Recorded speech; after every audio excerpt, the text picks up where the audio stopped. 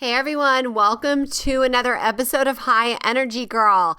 Today's amazing guest is Dawn Culp. She is perfect for our show because she is one of my teachers. Dawn is a certified hypnotherapist, a Reiki Master Teacher, a meditation and intuition coach, author, and owner of the Zen Room. I just love being around Dawn. She's an amazing lady, and I sign up for every class that she offers because to be in her presence is just a magical experience. So let's go and say hi to Dawn. Hey everyone, welcome to High Energy Girl, a podcast helping women to age stronger because it is never too late to get fit, be strong, and feel sexy. I'm your host, Tracy Gluhite, health coach and personal trainer and founder of highenergygirl.com. Each week, we will either have a guest interview, which will provide you encouragement or an actionable tip to help you age stronger, or I will do a solo episode. Please also join our awesome Facebook group called High Energy Girls, and I'm looking forward to see you on the inside of that group and hope you enjoy today's show. Hey everyone, this is Tracy, and I have a special announcement. In order for me to help more women age stronger, I have created a 90-day one-on-one coaching program. And the goal here is to teach women over 50 how to age stronger while burning fat and boosting energy without going hungry or living in the gym. If you'd like more information, please hit me up at tracy@highenergygirl.com or friend me on Facebook and send me a message. I have a goal of transforming 1,000 women in the next year, and I hope you are one of them.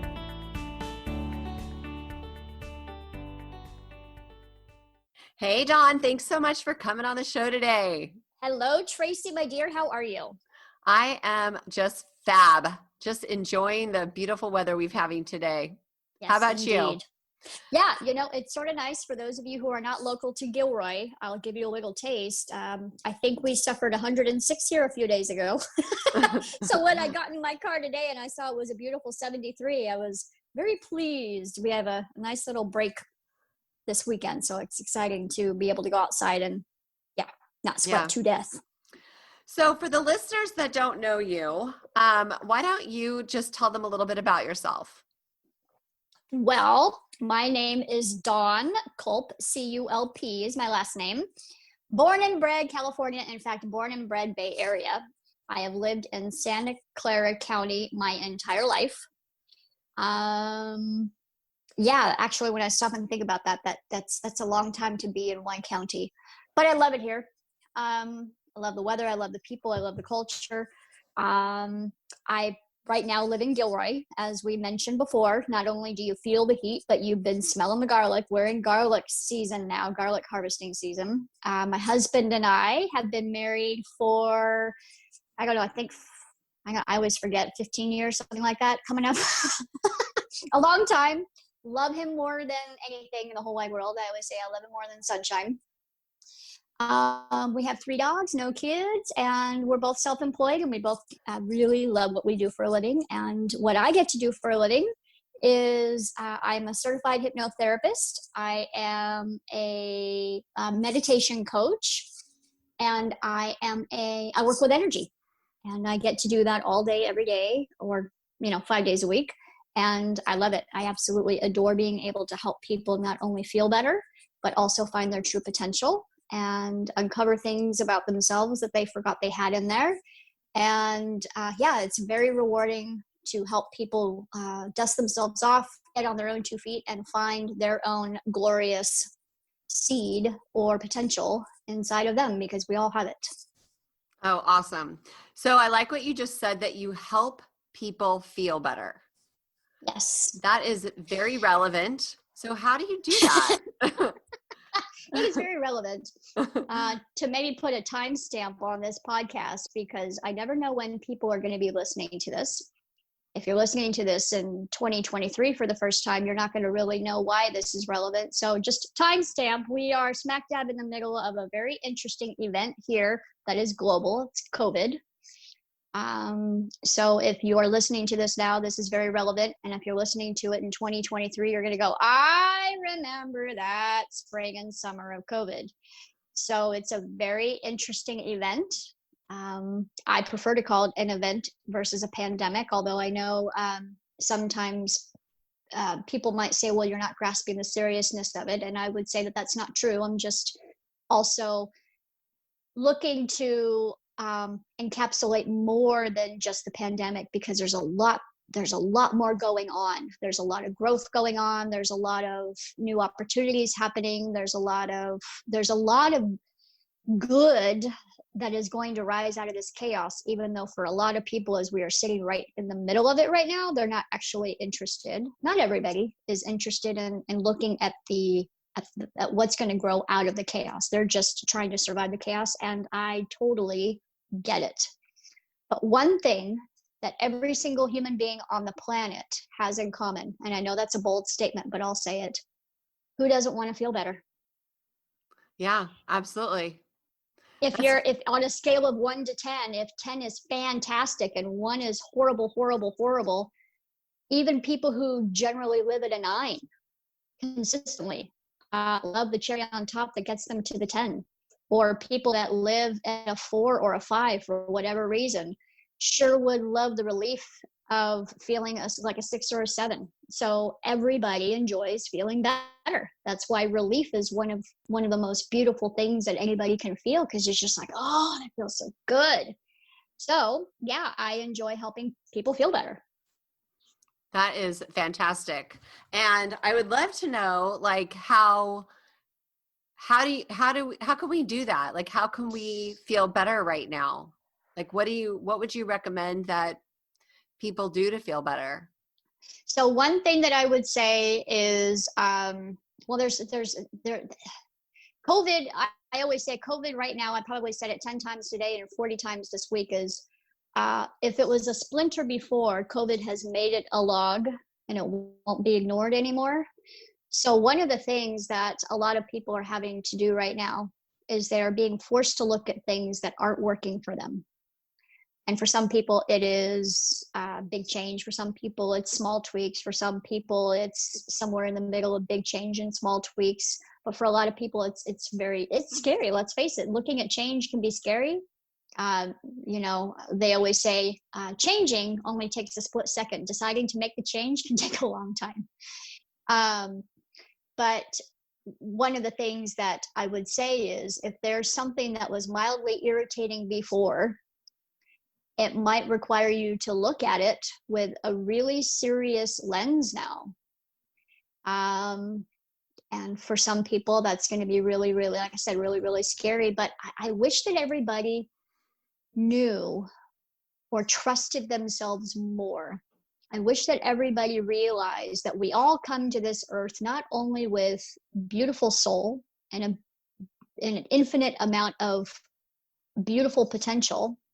We all come with gifts. It's almost like, if you can imagine when you were first born in this world, if you had a backpack on your back, and in that backpack were just tons and tons of gifts, it's our job to unwrap them one by one by one. And one of the things that we can do to unwrap those gifts one by one is to listen to what we are being called to do. Where does our inspiration guide us to go? Where do we feel like we are being led? In COVID, with all of the clients that I work with, and they're remote right now because it has to be, with all of the people going through this together, one of the things that people will say is, gosh, I have this urge to maybe start crocheting. I'll use that as a really easy, simple example. And I said, well, do you enjoy crocheting? And they're like, yeah, but what's the point? It's not going to pay the bills. And I said, well, the point is you enjoy it.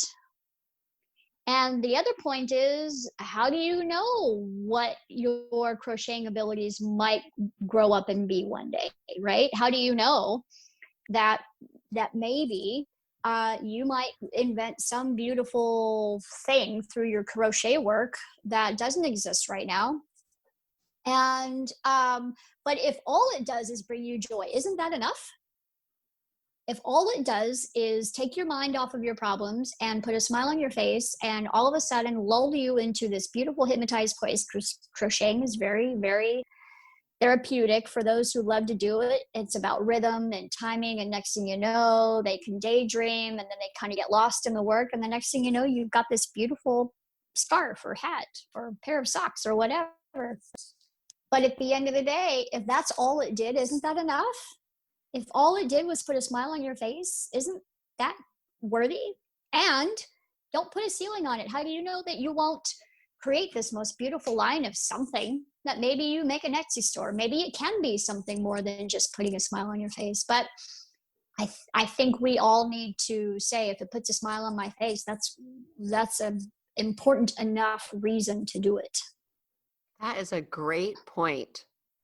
It's amazing how many people will opt to, I could crochet and put on my favorite album and crank up the music in my living room and crochet and actually enjoy my afternoon, or I can go onto social media and just complain and be, and go spiraling down a drain of misery and worry and panic. And what I would say is, ask yourself, what would you choose if you knew that, I don't know, I don't want to be too morose, but like, if this was the day,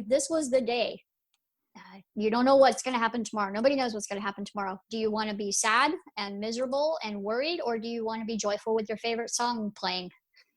For me, it's a no-brainer.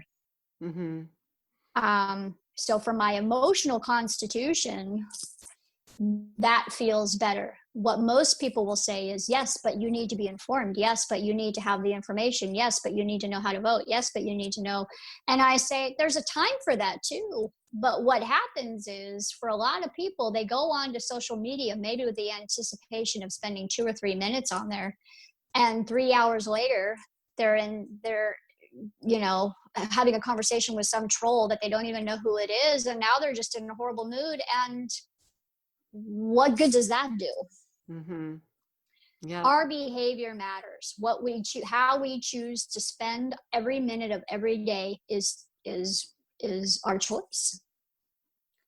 So let's use our choice more wisely, is what I would ask. And for some people, it's going to take them. It's sort of like getting fired up. For some people, has actually become a bad habit, like smoking. Then you got to break that bad habit. And as much as you might hear social media calling you, or as much as you might hear, let's turn on the TV and leave on the news for 24 hours, let's do that because you feel like being informed is the right thing to do. I would say, if you want to do your daily briefs with your governor to find out what's going on, or give yourself 15 minutes to check in with your local news, set an egg timer. And when the egg timer goes off, go pick up your crocheting needles, go throw on your Pink Floyd, go get your iced tea, sit by the pool, or whatever, or go to work if some people are working from home. But manage your time. Otherwise, what I'm just noticing is people are spiraling out of control. Mm-hmm. I'm seeing that too. And I was actually working with one of my clients today about that. And I'm just like, you want to bring your vibration up so that you can exude this positivity in the people that you're trying to influence. Be a leader by not going down deep in that mud, but by shining and putting in input to bring yourself up. So besides doing the things that you love to do, can you kind of like explain how that helps you besides just the joy? Like, I could go and read a book and I love it and I'm happy and it's all good, but isn't there something that it does it in a deeper level?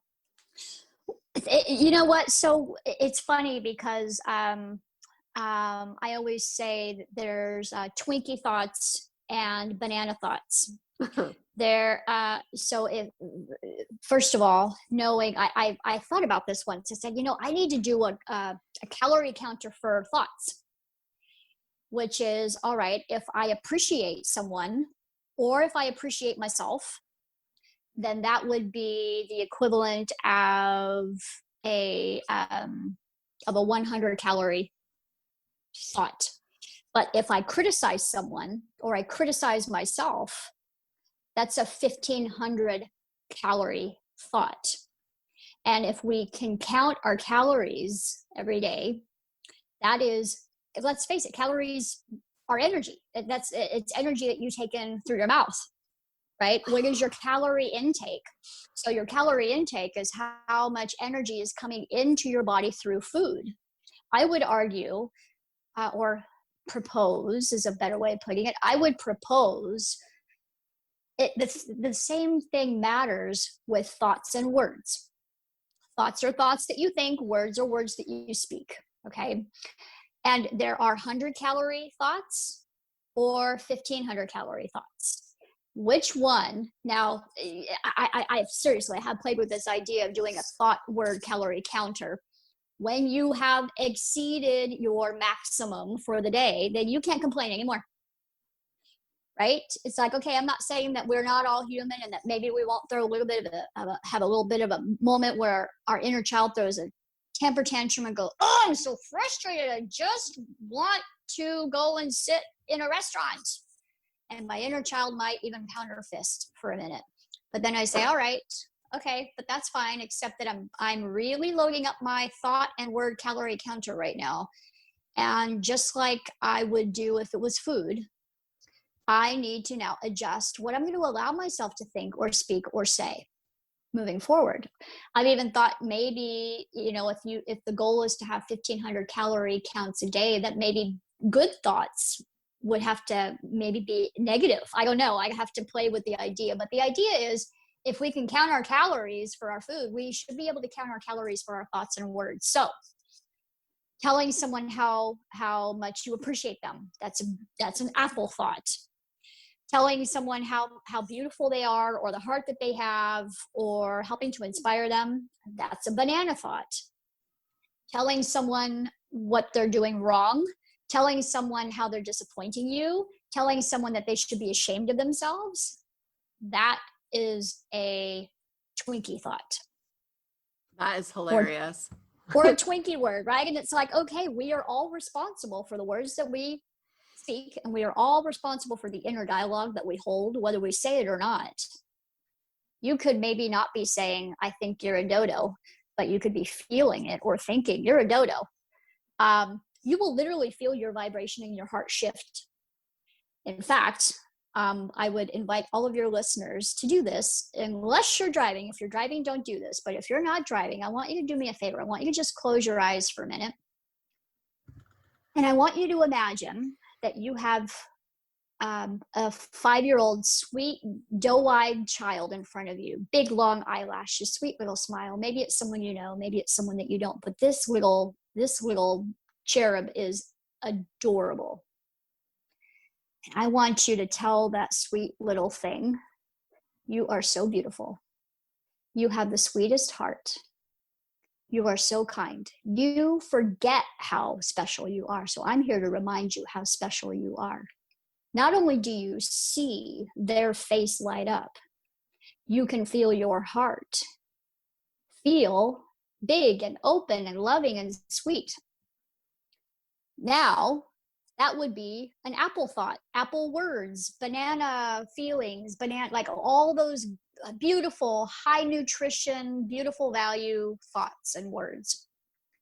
Now imagine that you tell that same sweet face that's smiling and the eyes are closed, and you say, you know what? You're stupid. You don't know. And why, I'm just ashamed of you, and I'm so disappointed in you. And you can literally watch their face shift. But what's more, you can feel your heart begin to sink. And if you saw the response that you have for that person right in front of you, you would make different choices. Those were Twinkie thoughts, and those were junk food words. So what I would say is, not only are there two losers in the situation where you are shaming and judging and putting down and complaining, the two losers being the person that you're impacting as well as your own heart, you would be very careful moving forward. So if you want to feel better in your own heart and have a beautiful impact for that cute little 5-year-old in front of you, then I would say, raise people up. Remind them of who they are when they forget. Remind them how special they are. All the reasons why you love them, all the reasons why you appreciate them, all the reasons why you are grateful that this planet has that person on it so that you can enjoy space with. When you do that, when you see their eyes light up, when you see the smile come across their face, when you feel your own heart begin to open and lift, when you have high nutrition thought after high nutrition thought followed by high nutrition words, and you feel all of that high nutrition stuff in the body, who are they going to go out and be 5 minutes later to the world? Right? If you have just spent 5 minutes putting them down, they're going to go and spend 5 minutes putting someone else down, and then they're going to go and spend 5 minutes putting somewhere else down, and then you have contributed to a negative viral emotional space. But if emotions can go viral as well, then let love be the thing that goes viral. If you appreciate someone and are grateful for someone and they have a sparkle in their eye and their heart is uplifted and they have a smile on their face, the next person that they touch, they're going to feel great. And then that person is going to feel great leaving that meeting and go touch somebody else and they're going to feel great. And next thing you know, you have begun a domino effect of spreading beautiful things. So when I remind people how powerful they are, how powerful words are, how powerful vibration is, how good it feels to have your frequency high in a high, appreciative, grateful space. If COVID is teaching us anything, it's teaching us that one person can make a difference. So if we know that to be the case with something that we don't want, let it be a reminder for something, how powerful we are when we're trying to transmit something that we do want. Beauty, love, gratitude. And let's be an agent of change. Let's stop judging. Let's stop putting down. Let's stop shaming. Let's start having more compassion and finding the beauty in things. And everybody matters. Everybody matters in that case. Wow.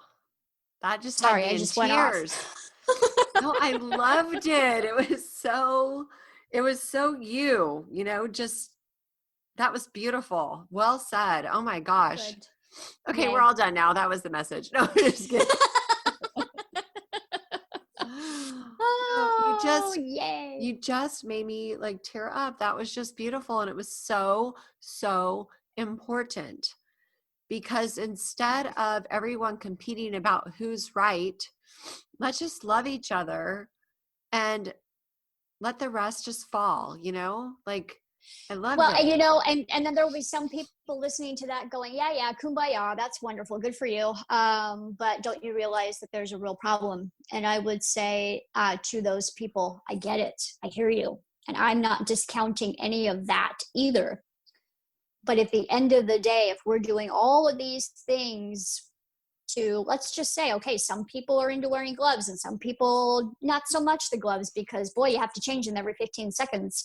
And some people are into the masks, some people not so much. And some people are, and some people are saying, don't worry about the mask. You just need to make sure that your immune system, and you could literally have 1 million people in a room and have 1 million different ideas about how to get on the other side of this in one piece intact.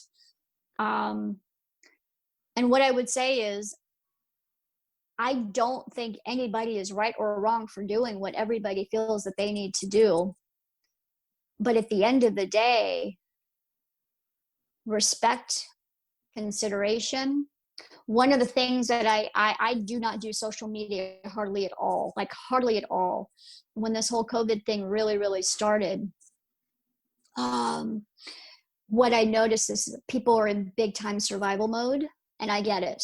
Some people are either trying to survive the germ. Some people are not worried about the germ. They're trying to survive bankruptcy. Some people are not worried about either one of those. They're just trying to survive all of the shifts and changes. Like everybody's threat is different. It's funny, an analogy that I've been using a lot lately is if we go back to primitive time, and maybe we're in the middle of the African bush. Okay, we can all visualize that in our minds. And we are trying to outrun the lion that's chasing us. Okay, so in that instance, we are in survival mode. We are trying to survive. And the only thing that we are trying to do is get from here, where we are, to the tree that the lion won't be able to get to the top of as quickly as possible so that we can survive. For some people, the lion that's chasing them is the virus. For some people, the lion that's chasing them is their mortgage that they're worried about paying. For some people, the lion is what is the world going to look like when things go quote unquote back to normal, or what the heck does back to normal look like? And what they're trying to do is they're trying to survive being chased by fill in the blank. And they look at the tree that's maybe 200 yards away as their salvation. So the problem is that survival mode means that all of your blood rushes to your limbs. If this was an honest to goodness shark attack in the ocean, same thing. You're trying to swim for dear life. All of the blood goes to your arms and your legs so that you can swim, have as much energy in those limbs to run, escape, and get to safety. But if all of that energy, if all of that blood, if all of your energy, I'll use that word again, is going to your limbs to run away, it is not staying in the organs to digest your food and to repair your organs. You'll all of a sudden in survival mode, you'll get tunnel vision. All of a sudden, all that matters is what's right in front of you between here and that tree. And so what do you need to see peripherally to your left or to your right? Tunnel vision. There are physiological things that happen to your body when you are in survival mode. But survival mode was always supposed to be a sprint, not a marathon. 3 months of survival mode is doing really, it's putting enormous pressure on a system. And we can feel it as a society, we can feel it. As a society, insomnia is happening. As a society, we are having panic attacks, depression, thoughts spiraling out of control. Physiologically, we might be constipated. I hate to get graphic, or the food's moving through too fast, and we all know what that feels like. Or we can't hold food down, or we have no appetite, or we have an increased appetite, or these are all things that happen due to the stress response. Running, like I said, for 3.5 minutes to make it to the tree, that's fine. 3 months, it's too long. So we are 100% responsible for making sure that we manage our stress. So what do? Some people are biking, some people are hiking, some people are going on walks. Me, meditation, meditation, meditation, meditation, meditation. It's important that whatever your de-stressor is, whatever your pressure cooker activity is that you do it. It's not enough to know that you're supposed to take a shower. You actually have to get in the shower. So now more than ever, if it used to be that you could run 3 times a week to blow off some steam, COVID's going to require you to do it every day.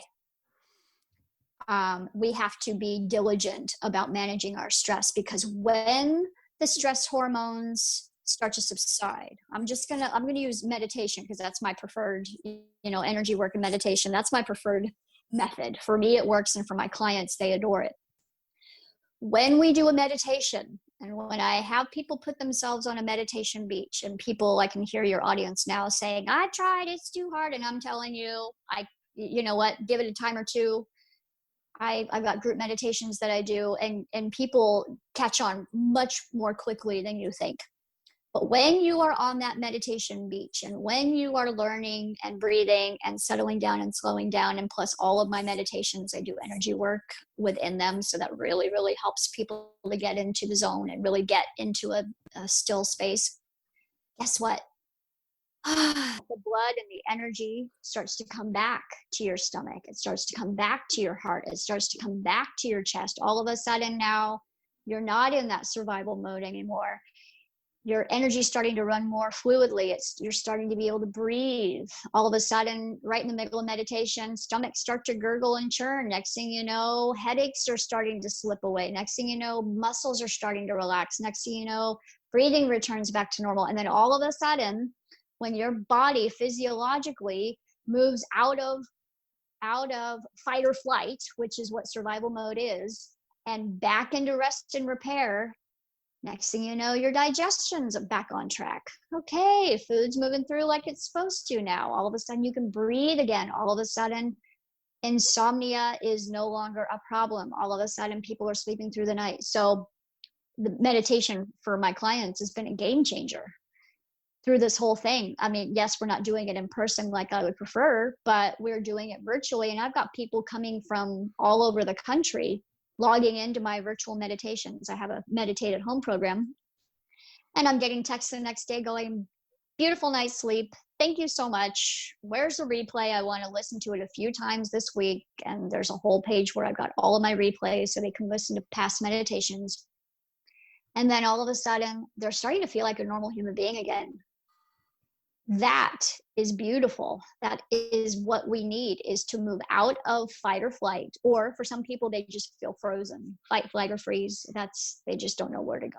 Mm-hmm. Meditation for them is getting them back into rest and digest, back into rest and repair, and they're feeling like a normal person again. And that is beautiful because, again, going back to our original thought at the top of the podcast, everybody wants to feel better. It's something we all have in common. Mm-hmm. Wow, so, that is awesome. And I'm so glad you reminded me about the meditation. It's Wednesday at what time? We had one, so let's see, today's Friday. They're not every Wednesday. When COVID first started, it was every Wednesday. And what I would say is check the calendar on when the next Wednesday is going to be. But you also, once you become a Meditate at Home member, you also get access to the members only page, where it is, like I said, every virtual meditation recorded so that you can listen to it whenever you want. And it is cheap. It's $9 a month. Like, seriously, I wanted to keep it cheap for people because I wanted people to have access to it. And that not only gets you access to the live meditation, but like I said, the whole back catalog of all the ones we've done before. Okay, cool. Awesome. Yep. Yep. Okay. So if somebody was just brand new and didn't start out, like they've never meditated before, and I know you're almost up time. So what would you say if they just wanted to get started? Like, what is like step one? Step one is to not think that you're going to be perfect at it overnight. I often relate meditation to learning to drive a stick shift. Now, kids today probably will not even know what a stick shift is. What's a stick shift? But back in the day, when you learn to drive a stick shift, you have to learn how to coordinate your hands and your feet. And when I first learned how to drive a stick shift, literally, I couldn't listen to the radio. And if I had a passenger in the car, I was like, don't talk to me right now, because all of my concentration is going towards, when do I push in the clutch? When do I let off the gas? It was a whole thing. And then one day it clicked. One day I didn't have to think about it. From that point on, it was automatic. I could have conversations in the car. I could have my radio on. It was no big deal. When you are learning to meditate, we are so conditioned, at least in the Western culture, we are so conditioned to never have a moment of quiet. We don't know what to do with it for the most part. Radio is always on. We're always listening to something. Maybe the TV is always on. Lord knows our brain is in there going a million miles a minute, right? Thinking. So just the idea of being still, the idea of having to sit in silence feels daunting. So what I will say is, what I remind them of is this: trust me, that even if you sit and it takes you 10 minutes to even start feeling like you're relaxing, don't beat yourself up and don't give up, because the next time you meditate, it might only take you 9 minutes. And then the time after that, it might only take you 7 minutes. And then the time after that, it might only take you 3 minutes. And then 1 minute. Next thing you know, just like one day I was able to automatically drive a stick shift with no problem and turn on the radio, one day you will get good enough at meditation that you will be able to just close your eyes, drop in, and it'll be a piece of cake. But likely that will not be your first experience. Some people say, Dawn, it took me 20 minutes to finally settle down. And I say, great. Aren't you glad you didn't stop at minute 19? Give yourself the time to try. And if you hear a little voice saying, it's too hard, I can't shut off my brain. No, that is not your intuition. We all have an intuitive voice inside of us. That is not your intuition. That is your cranky inner critic or your bored inner child in there trying to convince you, wouldn't it be more fun to turn on TV? Stick it out, work with it, practice it. It will get easier over time, I promise. And don't let your inner child or inner critic win that battle. And do you have guided meditations on your YouTube? I do. So for some people, if you want to just kind of get a sense of my style or how I do guided meditations, if you go to YouTube and if you go to my Zen Room channel, it's called the Zen Room, and you'll see my logo is a black circle with a gold tree. I have 4 free meditations on there. That is a great place to start because 15 minutes isn't that long. And the thing that I would say is, even if you stayed with the 15 minutes, let's just say for the first time you did it, you stayed with me 10%. I will take that 10% that you were with me and do cartwheels, because the next time you're going to get 12% and then 15 and then 20. And then you'll move into, wow, I was actually with you half the time and I only got distracted for maybe 20 minutes in the middle. Great, wonderful. If you think you're going to go from where you are today to being with me 100% of the time, that's going to be very overwhelming and frustrating. And you're probably not going to return. But if I can, even if it's 2 or 3 minutes, 2 or 3 minutes that I get you out of that 20-minute meditation, that is a win for me. That is a win. So know that it's going to be a work in progress and that you'll get there over time, but it's worth it. It's worth stopping the marathon, getting you from here to there, getting you to that tree. It's worth even a 3-minute break. So yeah, I remember make yourself a promise to try it. I remember hearing something of, if you don't have 10 minutes to meditate each day, then you need an hour. That's funny. As true as it is, you'll probably turn most of your listeners off. I agree. If you can't find 10 minutes to meditate, then that means that you have gotten conditioned to being distracted. Distractions are a huge, huge thing in our life. And I think it's worth knowing that there's real value, that there's real value in stillness. I want you to imagine that you're looking into a lake. You're a 12-year-old version of yourself, and it's a beautiful spring day, and you're down resting by the lake, and you peek your cute little 12-year-old head over the water, and you try to look for your reflection.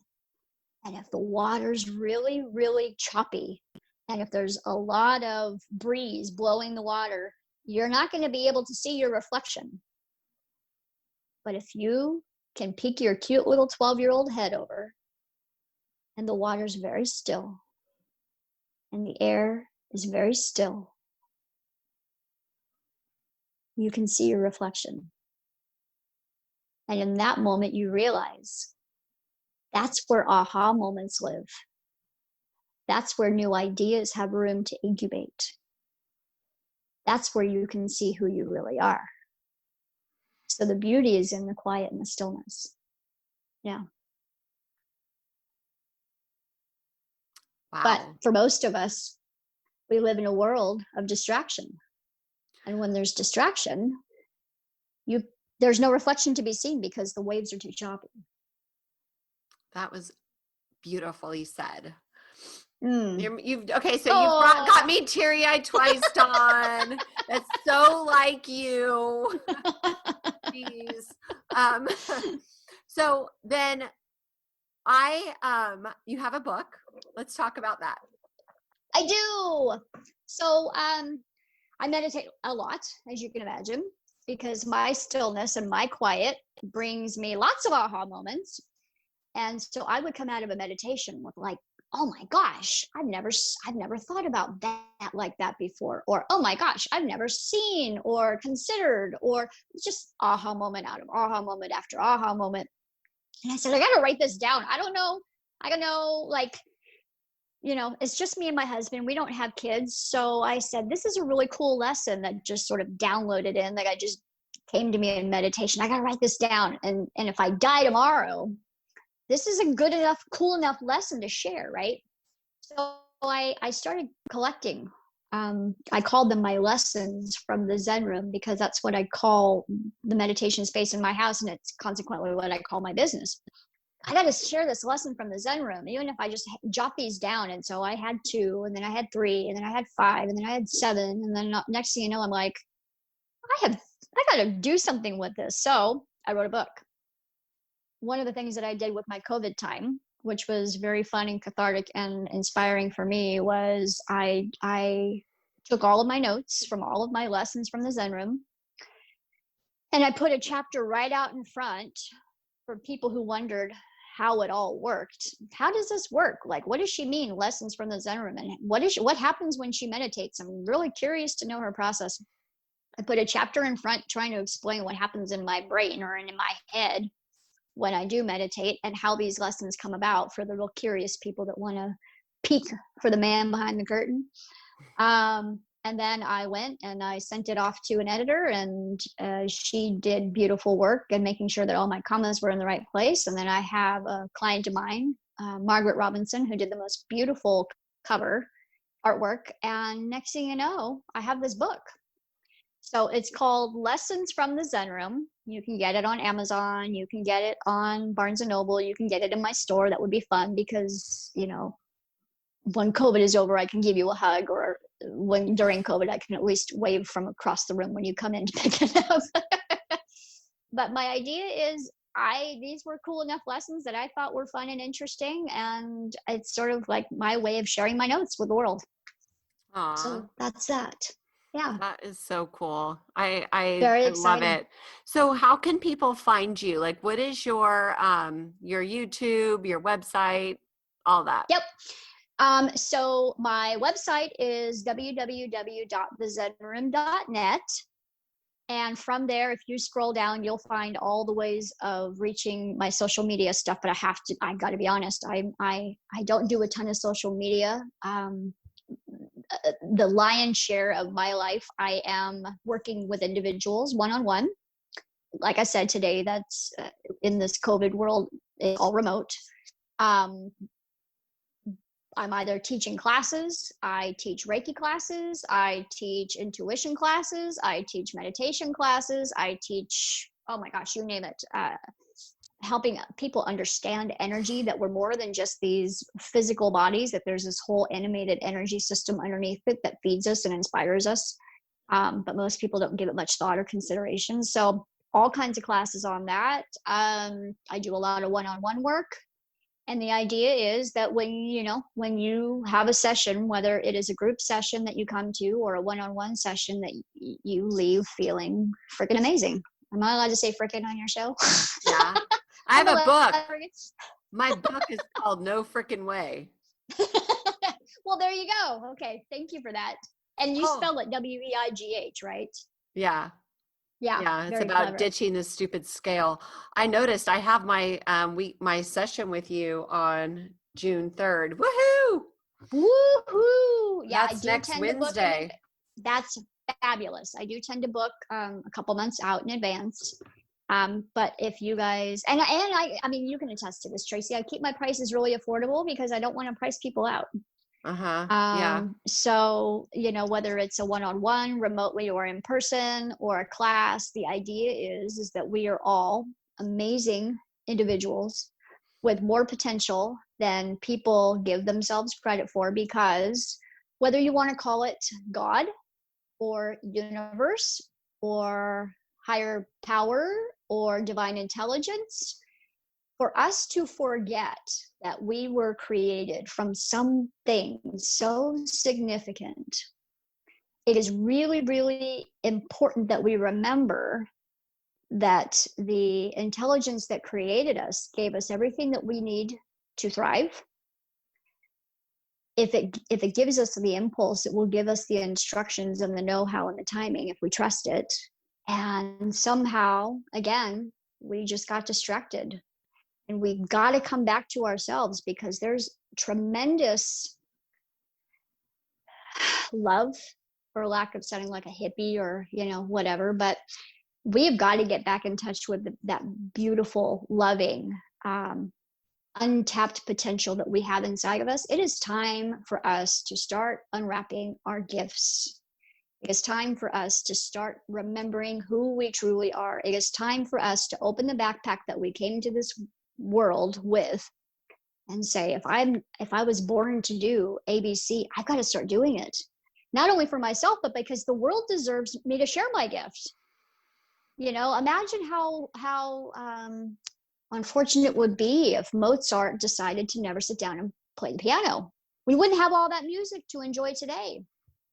Mm-hmm. Imagine your very favorite teachers if they decided, I'm just going to go and do this, even though every fiber of my being knows that I need to walk this path and follow my bliss and follow my heart and do this. It is our role. It is our responsibility, not only for our own joy, for our own smiles, for our own heart, to do that for ourselves. We need to do that because the world needs the gifts that we are given. The world needs to experience. That is. Yeah, there was a great quote. I was just looking to see if I can find it, but it's like, God's gift to us is all the talent and ability to do what we need for others. And our gift to God is use that talent and ability. Wait, is this it? This is it. I found it. God's gift to you is more talent and ability than you could possibly use in your lifetime. Your gift to God is to develop as much of that talent and ability as you can in this lifetime. I love it. So if COVID is giving us the stillness, this is where I feel like, okay, so there will be beautiful evolution out of chaos. Chaos is actually a beautiful breeding ground for evolution and expansion. Now, talking about evolution and expansion in the midst of chaos, sometimes it's too far. It's too far to stretch right now. People are just trying to get the next breath of air, and I totally get it. But somewhere inside of everybody listening, they realize that when this is over, and there will be an over, it may look different, but there will be an end to this, that we are going to be different. We will have evolved in some way, shape, or form. And so if we can remember that, keep our eye on that prize in those moments that feel heavy and hard, it will help this moment feel less heavy and hard. If we can say, all right, there's going to be an evolution of me as an individual growing out of this. I know it, I trust it, I feel it. And I just have to be still and get more in touch and connected with that idea every day. But the other thing is too, let's use this time wisely. Let's take the stillness, the downtime, the seclusion, the isolation, all of this downtime to get our gifts. All right, maybe I should finally sit down and start playing piano. Maybe I should put pen to paper and actually write, because I love to write. Do it for the joy of it, but also do it because the world needs what you have. The world needs you to share your gifts. It absolutely, truly does. No one is insignificant. No one is less than. We are all beautiful beings, and we just need to remember who we are. Mm-hmm. That's our job. Yeah, that's lovely. So exciting. That was awesome. I am so moved by today, Dawn. So I just want to thank you so much for coming on the show. Yay! Tracy, thank you for inviting. Tracy, thank you for this podcast. Is a birth child. You're a prime example, right? You had an impulse. You wanted your voice to be shared. You put the pedal to the metal, or so to speak, the rubber on the road, and you actually created a podcast. This is what it looks like to answer the call. If your phone is ringing, pick it up. So thank you for answering the phone and creating this podcast that it's bringing so much insight, information, joy, entertainment to the masses. And thank you for allowing me to be one of those voices that even if I only touch one person, it was completely worth it. So thank you for you being you and you doing your thing and being an example. So yay. I adore you, as you know. So I'm excited Likewise, that I got to have you on. I love being in your presence, and I can't wait because we have next Wednesday coming up, and then you're doing the Hero's Journey coming up too. I am doing the Hero's Journey class coming up. And if anybody also, I do have a podcast too. So the Zen Room, you can find it on all the normal places, Spotify, and probably right next to you, right? All the same places that can find you, Spotify, Apple, iTunes, all that. Mm-hmm. Listen to the Zen Room. And Tracy, I think that I need to have you as one of my guests because your insight as far as looking at food in whole new ways would be valuable to my audience too. So a little cross-pollination would be great. Cool. Awesome. I'm in. Okay. Sounds good. But to all of the listeners out there in listener land, thanks for tuning in. And I look forward to maybe meeting you in person one day. Awesome. Thank you so much for listening. I hope you enjoyed this episode. Dawn is so amazing. You want to make sure that you go and check out her website and sign up for one of her classes, or at least sign up for a Reiki session. She does them remotely, and she uncovers some amazing things that I don't even want to tell you about here because I want you to have your own experience. So check out the zenroom.net and sign up for an appointment. You guys will not be disappointed. So I thank you so much again for listening. If you know anyone who can use a little meditation into their lives, please share this episode with them and go out and make it a great day. This podcast contains the opinion and thoughts of its host and guests. It is intended to provide helpful and informative material on the subjects covered. All statements made on the podcast have not been evaluated by the FDA and are not intended to diagnose, treat, cure, or prevent disease. If the listener requires professional assistance or advice, please contact your personal medical doctor. Both host and guest specifically disclaim any responsibility for any liability, loss, or risk, personal or otherwise, which is incurred as a consequence directly or indirectly of the use and application of any of the contents of these episodes. Like I said, this is my opinion and I could be wrong.